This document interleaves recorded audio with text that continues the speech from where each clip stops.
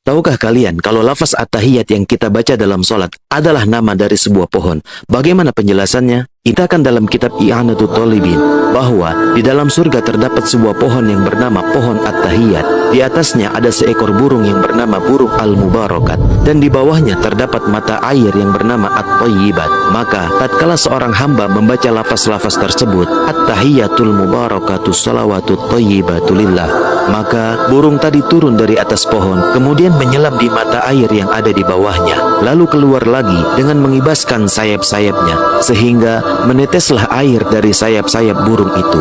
Kemudian dari tiap satu tetesan itu, Allah ciptakan satu malaikat, yang mana malaikat itu memohonkan ampun kepada Allah untuk orang yang membaca tadi sampai hari kiamat.